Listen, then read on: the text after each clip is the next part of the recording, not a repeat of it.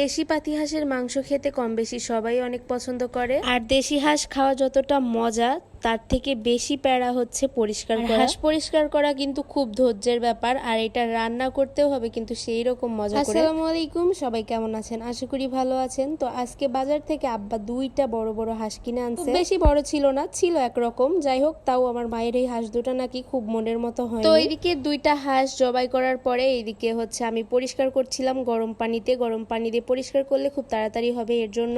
আর এইদিকে নারিকেল ভাঙ্গা হচ্ছিল, হাঁসের মাংস দিয়ে রান্না করা হবে এর জন্য। হাঁস রান্না হবে আর নারিকেল দিয়ে খাবো না, এটা তো কখনো হতেই পারে না। এটা আমাদের খেতেই হবে। অনেক দিন ধরে নারিকেল দিয়ে হাঁস রান্না করে খেতে ইচ্ছা হচ্ছে। যারা যারা এখন পর্যন্ত নারিকেল দিয়ে হাঁস রান্না করে খায়নি তাদের কাছে একটু অন্যরকম মনে হতে পারে, কিন্তু একবার হলেও যারা যারা খেয়েছে তারাই জানে যে এটা টেস্ট কতটা। যারা যারা খাননি, আমার ভিডিও দেখে কেমন কেমন মনে হচ্ছে, তারা তারা একবার হলেও বাসাতে ট্রাই করবেন। এটার টেস্ট আপনি ভুলতে পারবেন না জীবনে। তো এইদিকে হাঁস পরিষ্কার করা শেষ, এখন রান্না করার জন্য প্রস্তুত। এত সময় ধরে পরিষ্কার করছি আমরা মামিয়ে মিলে। ছোট ছোট অনেকগুলো ফুঁড়া ছিল, মানে এগুলো পরিষ্কার করতে করতে আমাদের এক বেলা চলে গেছে। আর হাঁস পরিষ্কার করা খুব ধৈর্যের কাজ, কিন্তু খেতেও আবার খুব মজা। আর হাঁসের মাংস আমার কাছে খুবই মজা লাগে, আমার খুব পছন্দের একটা মাংস। মাশাআল্লাহ, আমার মায়ের হাতের রান্না অনেক ভালো, এবং কি আমরা 3 বেলা যাই রান্না করুক অনেক মজা করে তৃপ্তি সহকারে খেতে পারি আলহামদুলিল্লাহ। মায়ের হাতের রান্নার প্রশংসা যতই করব ততই কম হয়ে যাবে। আর নারিকেল দিয়ে হাঁসের মাংস,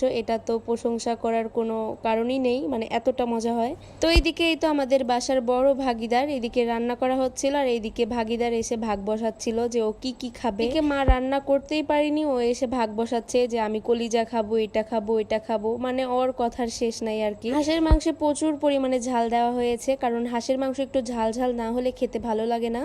আর আমাদের বাসার সবাই অনেক ঝাল খেতে পছন্দ করে, তো অনেক বেশি ঝাল দেওয়া হয়েছে। আর এই হাঁসের মাংস নারিকেল দেওয়া হয়েছিল। নারিকেল প্রথমে আমি কুড়ে নিয়েছি, তারপরে ব্লেন্ডারে ব্লেন্ড করে নিয়েছি। এইভাবে দিয়ে অনেক বেশি ভালো হয়েছিল। আপনারা চাইলে পাটাতে বেটেও দিতে পারেন, পাটাতে বাটলেও অনেক বেশি টেস্ট হবে, কিন্তু পাটাতে বাটার আর ধৈর্য ছিল না হাঁস পরিষ্কার করতে করতে। আর এরপরে দেওয়া হলো হাঁসের মাংসের সিক্রেট মশলা। এই মশলাটা দিলে এত পরিমাণ টেস্ট হয় হাঁসের মাংস, মানে এক কথায় আলাদাই অন্যরকম একটা ফ্লেভার চলে আসে, আর টেস্টটাও একটু অন্যরকম হয়ে যায়। তো তারপরে হচ্ছে এলাচ, ধনিয়া গুঁড়া এগুলো সব দেওয়া হয়েছে। দেওয়ার পরে এই তো এবার নাড়াচাড়া করে নিচ্ছে। একদম শুকনা শুকনা করে ফেলবে, একদম বেশি পাতলা ঝোল রাখা হবে না, একদম ভোনা ভোনা হয়ে যাবে যেহেতু নারিকেল দেওয়া আছে। তো আপনারা কে কে নারিকেল দিয়ে হাঁসের মাংস খেয়েছেন অবশ্যই কমেন্ট করে জানাবেন, এবং যারা যারা খাননি তারা তারা একবার হলেও ট্রাই করবেন। এটা বিশ্বাস করেন অনেক বেশি মজার। তো এরকম ভোনা ভোনাই করেছিল, নারিকেলের এই গ্রেভি গুলো দিয়ে ভাত খেতে জাস্ট ওয়াও লাগছিল, অনেক মজার, অনেক বেশি ঝাল হয়েছিল। আমরা হাঁসের পা খাচ্ছিলাম না, কিন্তু অনেকে খায়, এটা দেখে এখন থেকে আমরাও খাওয়া শুরু করে দিয়েছি। আর হাঁসের পা খেতে ভালোই, তাছাড়া আগে খেতাম না, ফেলে দিতাম। তো গাছ থেকে লেবু ছিঁড়ে এনে সবাই বসে থেকে একসাথে মেঝেতে খেয়েছি। অনেকদিন